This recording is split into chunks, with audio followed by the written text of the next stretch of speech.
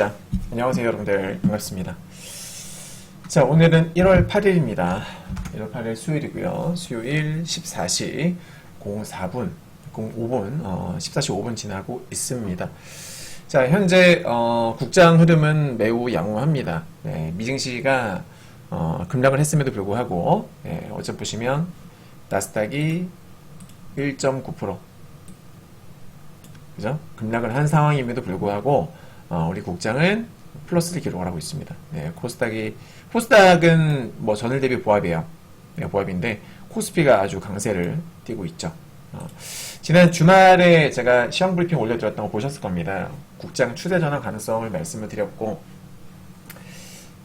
했는데 일단은 올라갔어요. 네, 올라갔는데 지금 우리가 지수가 올라간다고 해서 마냥 좋아할 상황은 아니다. 지금 올라간다고 해서 맘 놓고 그냥 와 룰루랄라 드디어 이제 국장이 바닥을 찍었구나, 계속 원위로 올라가겠구나, 이렇게 지금 생각하는 분들이 좀 계실 것 같아서 그래서 조금 조심하시라는 의미로 지금 이 영상을 찍고 있습니다. 네, 그러니까 추세 전환은 저도 그렇게 동의합니다. 바닥은 찍었다라고 보는 입장이에요. 영상에서도 제가 설명을 드렸다시피 기술적으로도 그렇고, 기술적으로 이제 바닥이라고 생각하는 근거들이 있어요. 있는데 중요한 것은 원웨이로 올라가는 것은 결코 쉽지 않다라는 거죠. 원웨이로 올라가는 건 쉽지 않고, 올라가더라도 눌림봉이 나오고, 지금 최근에 코스닥만 보시더라도 바닥권 대비 지금은 하나 둘 셋 4일 연속으로 급등을 했어요. 그죠? 4일 연속 급등을 하고 61선도 좀 돌파를 한 그런 상황이거든요. 좀 더 자세히 한번 살펴보면은 이렇게 지금은 일목균형표의 구름대 안에 들어간 상황입니다. 코스피도 일목균형 구름대와 볼린저 밴드 상단을 두드리고 있는 상황이고, 코스닥도 볼린저 밴드 상단을 두드렸습니다. 네. 잘 아시겠지만 볼린저 밴드라는 지표는 많은 투자자들이 활용을 하죠. 네. 물론 100%는 없어요. 이 상단선에 닿았다고 해서 무조건 급락을 하는 것도 아니고, 하단선에 닿았다고 해서 무조건 또 반등이 나오는 것도 아닙니다. 하지만 확률이 있잖아요. 확률. 그죠? 매우 높은 확률을 자랑하는 지표 중에 하나죠. 네. 거기다 일목 구름대이기도 하고. 그래서 일단은 기술적으로 보더라도 지금은 일단 조금 과열권이긴 하겠구나, 과열권으로 볼 수 있다라는 거는 여러분들 아마 느낌이 오실 거예요. 네. 자, 근데 그걸 떠나서 제가 지금 이번 시간에 여러분들께 말씀을 드리고자 하는 것은 어떤 스케줄, 일정, 이벤트 뭐 이런 것들에 대한 설명이에요. 네, 그런 것들에 대해서 좀 말씀드리고 싶은데, 제가 지난 영상에서도 언급을 했습니다만은 지금 우리가 오늘이 현재 1월 8일 수요일입니다. 네, 그런데 한국 시간으로 1월 9일, 즉 내일 새벽입니다. 1월 9일 4시. 네, 이때 뭐가 발표되냐면 지난 12월 FOMC 회의 대한 그 회의록이 새벽에 공개가 됩니다. 네, 자, 좀 잠깐 일정을 보여드리면, 오늘 국장 마감하고 나서 새벽에 나오는 거예요. 네, 여기 나오죠. 회의록. 물론 12월 FOMC 회의를 통해서 이제 대략 뭐 어떤 내용일지는 다들 예측이 가능합니다. 당연히, 그죠? 이미 뭐 다 나왔잖아요. 그때 그 파월도 얘기했지만은, 일단 결론만 말씀드리면은 매파적 금리 인하, 그죠? 네, 물가가, 노동시장은 많이 완화가 됐는데 물가가 생각보다 안 잡히고 있다. 경제가 지금 너무 좋다 보니까 물가가 안 잡힌다. 그래서 원래 2025년도 금리 인하 컨센서스는 4회였는데 이걸 2회로 줄이면서 점도표상으로 봤을 때 4회에서 2회로 줄어들었죠. 이렇게 발표를 했단 말이에요.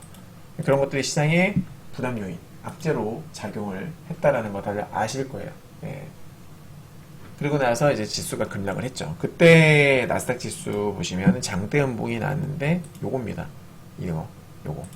이 짱대 음봉. 이게 이제 FOMC 회의 이후에 만들어진 장대 음봉이에요. 그리고 나서 시장은 어떻게 되고 있어요? 지금 계단식으로 빠지고 있는 거죠. 네, 빠졌다가 반을 줬다가 빠졌다가 반을 줬다가 또 어제 이렇게 급락을 했습니다. 어제는 왜 빠졌어요? 어제도 경제지표가 매우 인플레이셔너리하게 나왔습니다. 보시면은, 자, 비제조업 서비스업이죠. 쉽게 말하면 미국 경제의 70% 이상은 서비스업이에요. 제조업 경기는 한동안 안 좋았어요. 계속 50 언더로 나오다가 최근에 조금 반등을 하는 모습이지만 서비스업 같은 경우는 계속 50을 상회하는 상당히 오랜 시간 동안 좋았습니다. 네. 그동안 미국 경제가 잘 버틸 수 있었던 것은 서비스업 때문이다라고 해도 과언이 아닐 정도로 비중이 높고 또 전망도 업황도 되게 좋았었어요. 근데 이번에 역시나 너무 잘 나왔습니다. 일단은 이 ISM 서비스업 PMI 지수가 54.1로 전월 대비 컨센서스 대비 높게 나왔다는 점, 그리고 서비스업 물가 지수 또한 상당히 큰 폭으로 지금 올랐다라는 걸 알 수 있고요. 그리고 중요한 것은 이 미국 노동부 졸지예요. 요거 고용시장 지금 전월 컨센서스 대비 확 높아졌죠. 어마어마하게 높게 나왔습니다. 이런 부분들이 시장에 부담 요인으로 작용한다. 그러니까 무슨 말이냐면은, 자, 금리 인하라는 것은 원래 경제가 안 좋을 때 하는 겁니다. 경제를 살리기 위해서 하는 거예요. 근데 보시다시피 뭐 지금 이번에 이 지표들 말고도 최근 수개월 동안 미국 경제는 너무나 견고했었어요. 그죠? 너무 견고한 모습을 보여줬다 그 말이에요. 맞습니까? 자, 경제가 좋은데 금리 인하를 때려버렸어요. 경제가 너무 좋았는데 금리 인하를 때리니까, 자, 금리 인하를 하게 되면 경제가 조금 어떻게 돼요? 살짝 다시 불붙을 수 있는 그런 요인이 되죠. 자, 경제가 좋았는데 금리 인하 때렸어. 그럼 경제가 더 좋아질 수가 있겠죠. 경제가 좋아지면 어떻게 됩니까? 물가가 떨어져요? 올라가요? 당연히 오를 수가 있겠죠. 여기에 따라서 자연스럽게 인플레이션 우려가 재점화가 되는 겁니다. 마침 작년 12월 달에 파월도 얘기했잖아요. 물가가 생각보다 안 잡히고 있다. 연준이 목표로 하는 물가 상승률은 PCE 기준으로 2%예요. 여러분, 2%. 근데 지금 안 잡히고 있어요. 그죠? 그래서 이런 부분들이 시장에 크게 부담으로 작용을 하는 것이겠고, 그리고 이 졸츠, 그러니까 고용시장도 이제 좀 많이 완만해졌다라고 얘기를 했는데 지금 갑자기 또 졸츠가 확 급등을 해버리니까 이런 부분들도 시장에 큰 악재로 지금 작용을 하고 있다. 이렇게 보시면 되는 거예요. 이해되셨죠? 그죠, 여러분들? 네, 이게 지금 6개월 만에 최대치예요. 6개월 만에. 자, 잠깐 클릭을 해서 보면은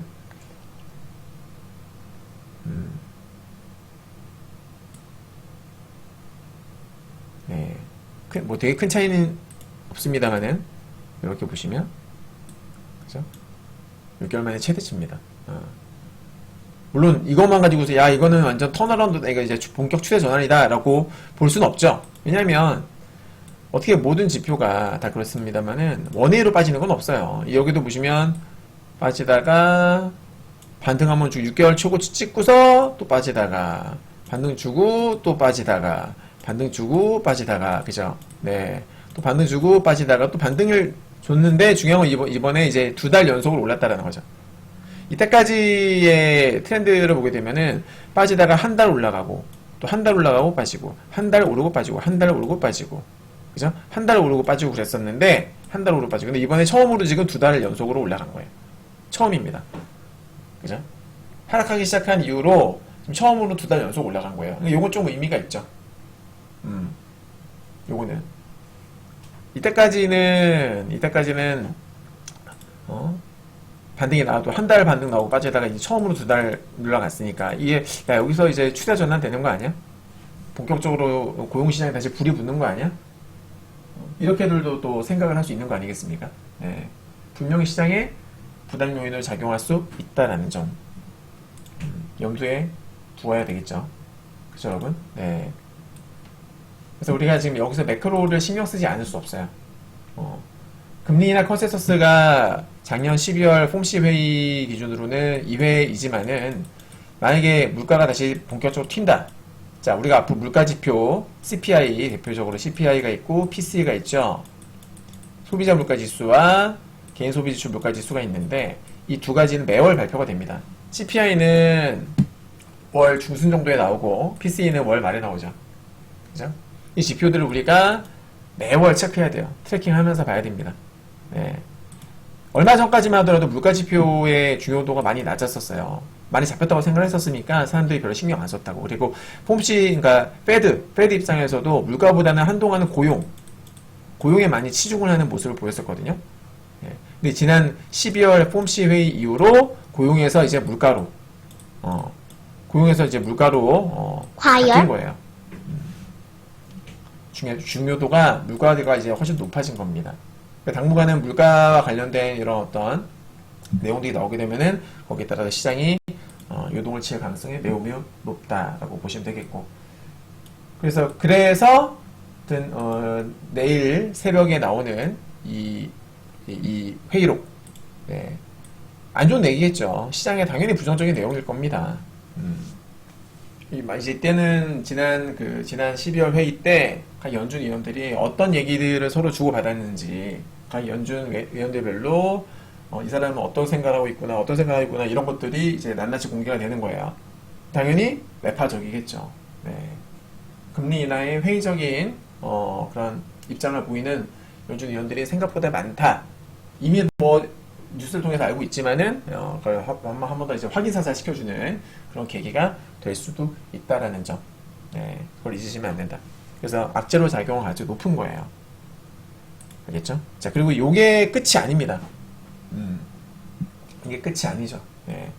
이번 달에 우리가 이제 주목을 해야 되는 그런 이슈들이 많이 있어요. 제가 영상을 통해서도 말씀을 드렸는데, 자, 트럼프의 취임이 우리나라 시간으로 1월 21일 새벽 2시입니다. 여러분. 근데 이거 왜 문제가 되느냐? 지금 다들 얘기하는 게 트럼프의 어떤 정책 관련 불확실성. 대표적으로 뭐 이민 제한과 뭐 이제 무역 관련, 즉 관세 관련 이런 것들을 손으로 꼽는데, 트럼프가 작년에 천명을 했죠. 네, 내가 취임하는 날 첫 행정명령으로 관세 부과할 거다. 그쵸? 이렇게 얘기를 했어요. 했기 때문에 당연히 한다고 보시면 됩니다. 당연히. 네, 그때 이제 뭐 멕시코와 캐나다 상품에 각각 25% 관세를 부과할 것이다 라고 했는데, 뭐 그 내용은 달라질 수 있겠습니다만 중요한 건 관세 부과 명령이 나올 거다. 본격적으로 이제 관세 전쟁이 시작이 될 수도 있는 거예요. 그 신호탄이 될 수도 있는 거다. 네, 그게 이제 우리나라 시간으로 1월 21일 새벽 2시가 된다. 시장을 미리 반영해서 선반영해서 빠질 수도 있고, 뭐 그건 저도 모르겠어 어떻게 될지는. 근데 어쨌거나 시장에 부담스러운 요인이 될 수가 있겠고, 두 번째로는 제가 그때 설명드렸던 자료를 다시 한번 보여드리면, 요거 일요일에 했던 내용이죠. 일요일에 방송에서 했던 내용인데, 그다음에 제니 옐런, 네, 여기 작년 12월 달에 그 셧다운 우려 살짝 한번 흔들렸었던 거 기억나시죠? 네, 매년 있어요. 이 셧다운 우려는 매년 나오는 거라서 사실 놀라울 만한 건 아닌데, 어찌됐건 셧다운 우려가 있으면 시장이 미리 빠질 수가 있어요. 호재는 아니니까. 네, 시장을 빼기에 되게 좋은 그런 어떤 빌미가 됩니다. 그래서 이런 어떤 그 지난 12월 달에는 겨우 통과라기보다는 겨우 이제 미국 패턴 상황을 살짝 넘긴 거예요. 근데 완벽하게 된 게 아니거든요. 그래서 지금 1월 23일, 그러니까 중순입니다. 14일부터 23일 전후로 국가부채가 법적 한도에 도달을 해서 특별 조치 시행에 들어가야 된다라고 얘기했다고 하죠. 네. 그래서 1월 중순부터 해가지고 다시 한번 부채 한도 이슈 이런 것들로 시장이 살짝 또 변동성이 생길 수가 있겠고요. 그쵸? 그리고 이제 1월 23일 날 일본의 일본 BOJ의 금융정책 결정 회의가 열립니다. 작년 12월 달에는 동결을 했어요, 금리를. 근데 이번에 금리 인상을 만약에 하게 되면, 그러니까 금리 인상 가능성은 항상 있습니다. 남아 있어요. 언제 터질지 모르는 시한폭탄 같은 느낌이거든요. 일본의 BOJ. 왜냐면 지난 8월 달에 급락했던 거 기억나시죠, 시장? 그때 우리 형님들 빅쇼스를 먹었잖아요. 쇼스를 엄청 먹었었는데 7, 8달 수익 컸었는데, 근데 7월 말이었나 그때 아마 BOJ의 금융정책 결정회의가 있었던 걸 기억을 해요.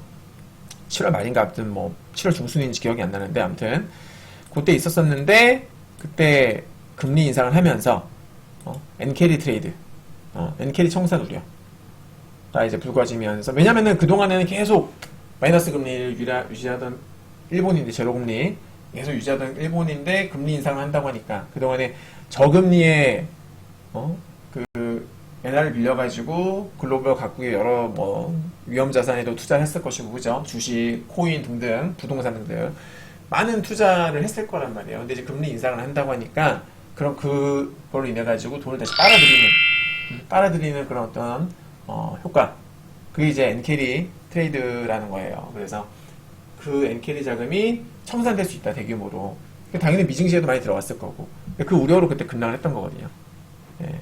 이번에 만약에 금리 인상을 할지 안 할지 아무도 모르지만 할 수도 있다. 할 수도 있다라는 어떤 이런 우려 이런 것들이 주가를 끌어낼 수 내릴 수 있는 요인이 된다라는 거죠. 맞죠? 충분히 가능하죠. 그래서 지금 1월 달에는 변동성을 키울 수 있는 요인들이 상당히 많아요. 근데 이런 와중에 국장이 과연 무사히 계속 갈 수가 있을까? 그죠? 예, 물론 저는 1월 영상에서도 말씀드렸다시피 바닥은 찍었다고 봐요. 바닥은 찍었다고 본다. 왜냐면 여러 가지 미증시가 이렇게 올라갈 동안 우리는 6개월 동안 빠졌거든요. 그죠? 골이 깊으면은 산도 높은 법이거든요, 원래. 다만, 바닥은 찍었는데, 원웨이로 갈지는 저도 모르겠다, 이거는. 신이 아닌지라 저도 모르겠다. 글로벌 대장이 미국이 꺾여버리면은 국장도 조금은 그런 영향을 받지 않을까. 그래서 저는 어떤 입장이냐면, 지금은 이제 지수가 너무 고점이니까 여기서 추격을 하기보다는 지금은 관망을 하되, 참고로 우리 유료방 같은 경우에는 지금 주식 비중이 별로 없어요. 저희는 하락할 때는 계속 인버스 중심으로 플레이를 했었었고, 지수 바닥권에서는 레버리지와 종목들 사면서 계속, 이런 마디 매매 했었거든요. 사고 팔고 하면서. 지수 급락 구간에서 저희들은 손실이 없었단 말이에요. 오히려 수익을 조금 냈었었죠. 그죠?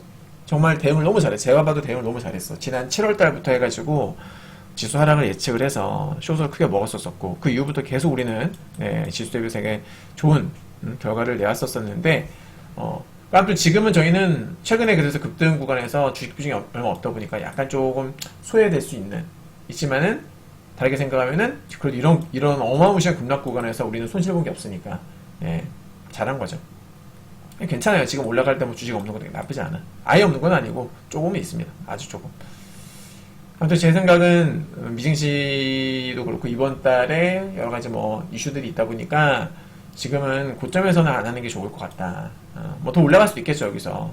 저도 모르겠는데, 아무튼 좀 조심할 필요가 있을 것 같고, 수급이 중요한데, 결국 우리나라 증시의 주포는 외국인들이기 때문에, 자, 외국인 수급을 좀 한번 살펴보도록 할게요. 네. 보시면, 코스닥 차트인데요. 그동안 하락할 때 보면은, 자, 최근에 외국인들의 매도자가 고점에서 좀 증가한 거 보이시죠? 고점에서 외국인 매도가 증가하는 건 좋은 건 아니에요. 지난 12월 달에도 고점에서 외국인 매도가 증가하면서 하락을 했고요. 그죠? 그리고 11월 초에도 보시면 이제 고점에서 매도가 막 연달아만 나오기 시작을 하면서 연속성도 되게 중요하거든요. 수급에 있어서 연속성. 여기도 고점에서 매도가 나오기 시작을 하면서 그죠? 그러니까 매도가 빈도가 잦아지거나 혹은 매도 수량이 급증을 하거나 이런 것들은 좀 조심해야 됩니다. 그것도 단기 고점에서 하셨죠? 네. 여기도 보시면 이렇게 증가하고 갑자기 또 이게 확 증가를 하죠. 결국 이런 과정을 거치면서 증시는 항상 추가 하락이 나왔다. 지금도 지금 매도가 늘어나고 있다 이 말이에요. 고점인데 양봉이라고 해서 안심하고 있으면 안 돼요. 100%는 없지만 확률이라는 게 있잖아. 확률. 지금은 조심하자. 언제 갑자기 급락해도 이상하지 않을 자리다. 단 급락하면은 저점에서 어떻게 매수 관점으로 분할 매수 관점으로 대응한다라면은 좋은 수익을 낼 수 있을 것 같다. 무슨 말인지 아셨죠? 네. 이대로 원웨이로 올라가면은 저희처럼 주식 비중이 얼마 없는 사람들은 조금 허탈함을 느낄 수 있겠습니다만은 만약에 급락을 하게 되면 급락을 해서 저점 매수 기회가 주어지면은 고점에서 매수했던 사람들 입장에서는 또 불안불안할 거예요. 다 상대적인 거죠. 아무튼 저는 그렇게 보고 있습니다. 오늘 코스닥 수급 보시면 1,300원 정도 매도가 나오고 있는데 매도가 많이 나오고 있는 겁니다. 지금 코스피는 지금 어때요? 최근에 수급 너무 좋아요. 코스피 4일 연장 지금 매수가 들어오고 있습니다. 참고로 우리 유로방은 삼성전자를 두고 있는데 수익 중이죠 지금. 삼성전자 수익 중인데, 삼성전자의 수급이 이제 개선이 좀 되고 있는 거예요. 그동안에 코스피에서 너무 안 좋았던 수급은 결국 삼성전자 때문이었는데, 보시면, 자, 매도 규모가 어떻게 되고 있어요? 매도 늘었다가, 늘었다가, 이제 최근 들어서 확실하게, 확연하게 좀 줄어들었죠. 네, 매도량이 이때에 비해서, 확실히 점점 줄어들고 있다. 그리고 이제는 약간씩 순매수도 들어오고 있다, 이 말이에요. 삼성전자도 빠지기 너무나 많이 빠졌잖아요. 그리고 우리나라 시총 1위 종목인데, 그러다 보니까 삼성전자 영향으로 지금 코스피가 잘 버텨주는 것 같아요. 네, 그렇게 이해를 하시면 될 것 같아. 알겠죠? 업종별로 보게 되면 오늘 코스피에서 외국인들 많이 사는 것은 확실히 전기전자. 그죠? 예. 혹시나 그러니까 전체 지금 코스피의 수급이 1789억이에요. 근데 그 중에 전기전자, 삼성전자가 포함되어 있는 전기전자가 2280억이야. 이 말은 뭐예요? 삼성전자 쪽으로 외국인들 매수가 많이 유입이 되고 있구나라는 것을 우리가 추정할 수 있는 부분이 되겠고, 그리고 코스닥 쪽에서는 지금 매수가 별로 없습니다. 그죠? 코스닥에서 매수가 별로 없어요. 거의 없어요. 예. 신성장, 제조, 일반 서비스 뭐 이런 쪽으로 보면은 매도가 쭉 이렇게 나오고 있는 거 보이시죠? 최근에 이제 증시 상승을 좀 주도했었던 그런 애들 중심으로 매도가 나오고 있다. 이렇게 보시면 되겠습니다. 네. 자, 아무튼 뭐 결론은 뭐다? 지금 조금 조심하자. 무리해서 좋을 건 없을 것 같다. 예, 무리하지 말자라는 거 말씀을 드리겠고, 마지막으로 추세 한번 좀 봐드릴게요. 이제 추세선상으로 보게 되면은 코스피는 여기 전고점 부분, 그죠? 예, 어제는 통통한 음봉으로 조정받았다가 오늘은 다시 재돌파가 나오고 있습니다. 근데 오늘 이 캔들이 좀 좋은 캔들이긴 한 게 장악형이죠. 어제의 음봉을 완전 잡아먹는 장악형 캔들이 나오고 있다. 꽤나 강한 캔들입니다. 이거 네, 아주 강한 캔들이고, 보통 그러니까 신뢰도가 꽤 높은 캔들이죠. 이런 애들은 신뢰도가 꽤 높은 캔들이고, 코스닥 같은 경우에는 이미 전고점은 진작에 뛰어넘었죠. 전고점 진작에 뛰어넘었고, 얘는 어디 있냐면은 여기 있습니다. 여기 아직 살짝 못 미쳤어요. 여기서 살짝 못 미친 그런 모습을 보여주고 있고, 그리고 맥점이 거기 하나만 있는 게 아니면 맥점이 여기 있죠. 이것도 맥점. 왜냐면 여기서 급락할 때 지지받고 반등 나오기 전에 여기서 저항을 받았잖아요. 그죠? 네, 그래서 지금 이 맥점에서 이제 약간 매물 소화를 하는 그런 모습을 보여주고 있어요. 오늘 글쎄요, 종가가 뭐 어떻게 마감을 할지는 모르겠어요. 모르겠는데 중요한 거는 과열이면 분명하다. 그쵸? 네, 과열이면 분명하다. 그렇지. 미증시가 급락을 했는데 국장이 이 정도면 이거는 좋은 거 아니냐, 이거는 올라가겠다는 시그널 아니냐. 맞아요. 그렇게 볼 수 있어요. 충분히 가능합니다. 네. 말씀드렸다시피 100%는 없으니까, 그죠? 하지만 가능은 한데 과거에 우리 코스닥이 올라갔던 어떤 패턴들을 놓고 보면, 자, 지금 보시면 급락했다가 61선을 돌파하고 있잖아요. 그죠? 네. 과거 코스닥의 패턴을 보여드릴게요. 자, 급락 이후에 62선 돌파했다가 뭐 쭉쭉 가다가 120선까지 가고 급락. 여기도 60선 돌파했다가 120선 못 가서 급락. 60선 돌파했다가 급락. 돌파했다가 원위로 쭉 올라갈 때도 있었어요, 물론. 네. 완전 찐바닥을 찍었다고 했을 때는 이제 올라가는 거지. 그죠? 원위로 계속. 근데 아실지 모르겠습니다만 이때는 미증시도 같이 올라갔습니다. 미국도. 23년도 초반에 어땠어요? 볼까요? 23년 초반에 미국도 같이 올라갔어요. 보시다시피. 그렇죠? 같이 올라갔어요. 그러니까 전 세계 증시가 다 바닥을 찍어서 그때 원웨이로 쭉 올라갔던 겁니다. 그리고 마찬가지로 그때 코스닥이 빠질 때는 미국도 같이 빠졌었어요. 예. 우리가 훨씬 더 많이 빠지긴 했지만, 어쨌거나 오르고 내리고 할 때는 미국과 어느 정도 이제 커플링이 되는 게 있었다고. 코스닥과 나스닥이. 근데 지금은 살짝 디커플링이 나타나고 있는 거예요. 예측하기가 쉽진 않죠. 예. 근데 이제 코스닥만 놓고 봤을 때 60선 돌파했다가 빠지고, 또 지금 돌파했거든요. 그러니까 확률상으로만 놓고 보면은 급락을 하다가 이제 돌파가 나온 건 좋은데, 60선을 돌파했으니, 자, 2019년도도 봅시다. 급락하다가 60선 돌파하고서 120선 갔다가 또 급락. 60선 돌파하면 이때는 원웨이로 계속 갔어요. 계속 올라가고. 여기도 60선 돌파했죠? 했는데 또 급락. 그죠? 120선까지 다시 한번 되돌파한 다음에 또 급락. 그러니까 뭐든지 원웨이로 계속 올라가는 건 쉽지 않다 그 말이에요.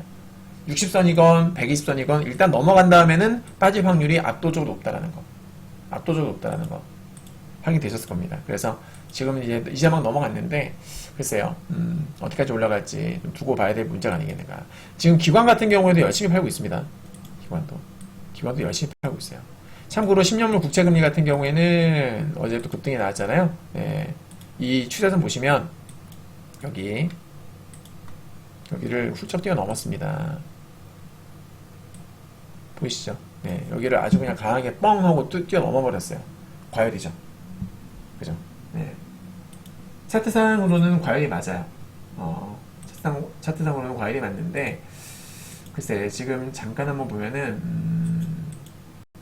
잠시만요. 과열은 과열인데 비선 과열권이에요. 근데 아직까지는 이게 뭐 언제 멈출지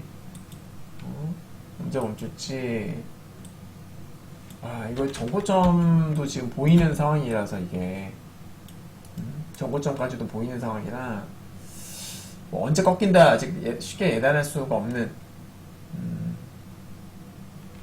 일단은 저는 단기적으로 봤을 때 4.72도 보이거든요.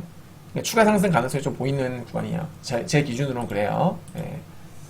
그래서 국채금리가 올라가는 거는 우리가 같은 신흥국 증시 입장에서 당연히 좋지가 않습니다. 네. 그리고 원달러 환율도 한번 체크를 해드리도록 할게요. 원달러가 최근에 조금 슬로우해졌죠? 원달러 보시면 최근에는 조금 이제 하락을 했어요. 원달러가 보여드릴게요. 네, 이러고 있습니다. 원달러 차트 일봉인데요. 네. 이제 주가가 급등했다가 어떻게 돼요? 최근에 21선 부근에서 지지 테스트를 받고 있는 과정이다. 네. 근데 이게 추세가 꺾였다고 볼 수는 없는 거죠. 말 그대로 그냥 지지 테스트일 뿐이에요. 아직까지는. 그쵸, 여러분? 지지 테스트일 뿐이다. 그래서 이 지지 테스트가 성공하는지, 그걸 보면서 우리가 판단을 해야 되겠죠. 네. 이것만 봐서는, 야, 이거는 뭐, 간다, 안 간다, 지금 꺾였다, 이렇게 얘기할 수 없고, 그리고 추세선을 한번 그어보게 되면, 정확하게 여기 추세선 하단부 딱 걸립니다. 자, 여기, 그죠? 여기 선을 그으면은 지금 여기 딱 걸려요. 그러니까 얘는 지지를 받을 자리에서 지지를 받았다. 근데 그게 마침 21선이다. 그죠? 오늘 하루 이틀, 한 3일 정도 흐름을 보면은 이 추세선이 깨질지, 추세가 깨질지, 뭐 사실 뭐 이거를 하루 이탈한다고 해서 추세가 깨진다고 볼 수는 없는 건데, 한 2, 3일 정도는 좀 더 지켜봐야 될 것 같아요, 환율은. 예. 어쨌든 1450원대 환율, 이거는 분명히 부담스러운 수준이면은 분명하다. 왜냐면 주봉을 잠깐 보시면요, 원달러 주봉. 네, 잘 보세요. 원달러 주봉을 잠깐 보시면 이게 한참 긴축으로 인해 가지고 원달러가 급등했을 때 있죠. 거기를 뛰어넘은 거예요. 보이시나요? 글로벌 긴축 2022년도에 초고속 금리 인상으로 인해 가지고 그때 주가 엄청 빠졌잖아요, 증시가. 그때 원달러도 급등이 나왔는데 그때보다도 더 높아요, 지금. 여러분, 그때보다도. 네, 맞죠? 이게 좋을까요? 최근에 조정을 받고 있다고 해서 이게 안심할 만한 수준일까? 자, 원달러가 오르게 되면 어떤 현상이 있죠? 어떤 현상이 나타날 수 있죠, 여러분들? 원달러가 오른다. 달러의 가치가 올라간다는 거예요, 쉽게 말하면. 상대적으로 원화의 가치는 떨어져요. 그럼 우리나라 주식을 보유하고 있는 외국인들 입장에서는 가만히 있어도 환차손을 보게 된다고. 환차손. 물론 이제 지금 매수하는 사람들 입장에서, 지금 매수하는 외국인들 입장에서 지금 기준으로 앞으로 환율이 더 올라가게 되면 현 시점 기준으로 앞으로 환율이 더 올라간다. 그럼 이제 환차손을 보는 거예요. 근데 만약에 이게 환율의 꼭지고 이제 환율이 앞으로 떨어질 거다.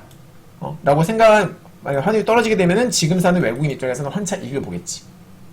무슨 말인지 알죠, 여러분들? 네. 어찌됐건 지금 상대적으로 환율이 계속 올라가고 있는 추세가 아직은 추세가 꺾였다고 보기 어렵기 때문에, 환율은 외국인들 수급에 크게 영향을 미치는 중요한 포인트라, 좀 아직까지는 좀 예의주시해야 될 것 같다. 네. 뭐든지 장담하기는 좀 이르다. 저는 그런 생각이에요. 네. 단 아까도 말씀드렸다시피 산이 높으면 골이 깊고 골이 깊으면 산도 높다. 그래서 정말 우리 코스닥이 찐바닥을 찍은 거라면은 앞으로 아주 강한 상승이 나올 수 있어요. 자, 그런데 과거에 찐바닥을 찍었던 사례들을 한번 보게 되면요. 자, 코로나 때는 제외할게요. 이건 뭐 글로벌 찐바닥을 찍었던 거기 때문에 이건 제외하고 보도록 하겠습니다. 잘 보세요. 자, 16년도에 찐바닥 찍었을 때 16년도에 왜 빠졌어요? 박근혜 최순실 국정농단 플러스 트럼프 당선 때 찐바닥 찍었죠. 찍었는데 원회로 계속 올라갑니까? 아니죠. 올라갔다가 빠졌다가 결국 계단이에요. 그쵸? 자, 16년도 찐바닥 때 계단으로 올라갔습니다. 그 다음에 자, 18년도죠. 18년도 찐바닥 찍었을 때 원회로 갔나요? 아니죠. 올라갔다가 빠졌다가 결국 올라갔다 팡상팡 나오다가 빠졌다가 다시 올라갔어요. 물론 60일선을 돌파하면서 원회로 갔습니다만은 네, 그 전에 쌍바닥이 있었습니다. 큰 쌍바닥이 분명히 있었어요. 그쵸, 여러분들? 네. 자, 그 다음에 19년도 찐바닥 찍었을 때 볼까요? 자, 올라가죠? 이때 60선 찍고 나서 빠지고 120선 찍고 나서 빠지고 그렇게 올라갔어요. 그러다가 이제 코로나를 맞은 거고요. 예. 그리고 2021년도부터 이제 22년 찐바닥 보게 되면 이때도 찐바닥이잖아요. 60선 찍고서 급락을 한 다음에 올라갔습니다. 그쵸? 결국 계단이에요. 계단. 맞죠, 여러분들? 예. 자, 지금 볼까요? 이때도 단기 찐바닥 나왔을 때 급등이 나왔다가 60선 찍고서 급락하고 결국 쌍바닥을 만들고 갔어요. 그쵸? 쌍바닥 만들고 갔다고. 네. 지금 어떻습니까? 지금도 이것도 쌍바닥이잖아. 헤드앤숄더잖아. 맞습니다. 헤드앤숄더예요.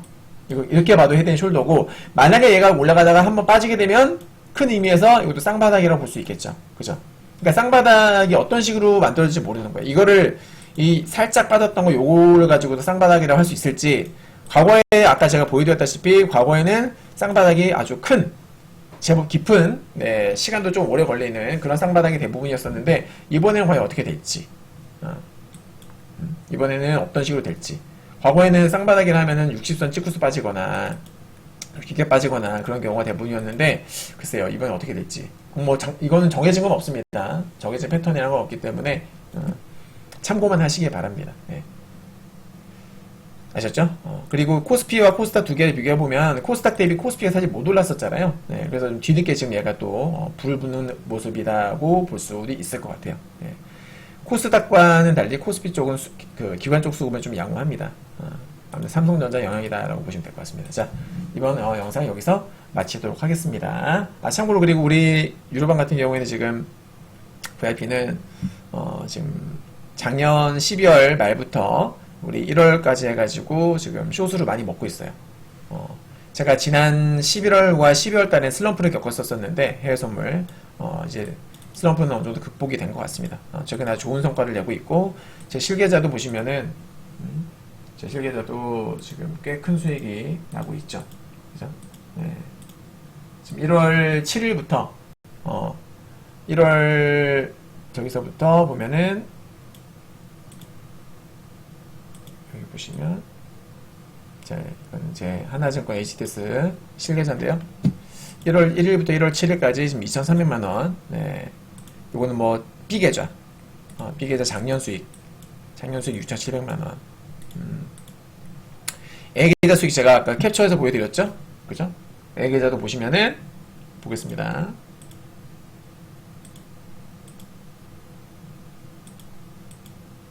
예.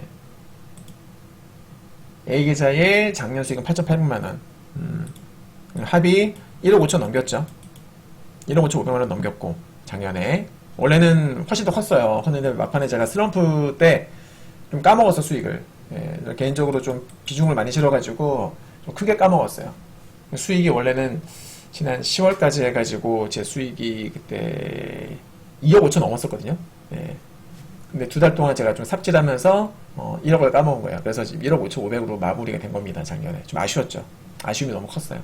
너무 잘 되고 있었는데 제가 좀 막판에 욕심 좀 부리다가 까먹었어. 개인적으로. 아무튼 그래도 뭐 수익입니다. 훌륭한 수익을 달성을 했고 그리고 이제 올해 1월달 들어가지고 아주 좋은 수익을 또 내고 있는 거죠. 그죠? 1월부터 해가지고 정확하게는 12월 말부터 컨디션 지금 돌아와서 벌써 지금 2,300만원 정도 원금 대비 21% 정도 수익을 올리고 있다라는 점 말씀드립니다. 네. 자, 아무튼 뭐 결국 해외 선물은 방향성 맞추기 게임이고요. 네, 시황 매크로 분석 적당히 잘 해주고 차트 분석 잘 해주면은 수익률 확률이 매우 높아지죠. 그죠? 네. 관심 있으신 분들 연락 주시기 바라겠고, 그리고 꼭 그게 아니더라도 난 해외 선물은 무섭다 하시는 분들이 하더라도요, 황금 나침반이라는 그런 서비스 있습니다. 저렴하게 시황과 종목들 받아보실 수 있는 그런 서비스니까요. 그런 부분으로도 한번 알아보시고 연락 주시면 감사하겠습니다. 자, 영상 여기서 마칠게요. 감사합니다.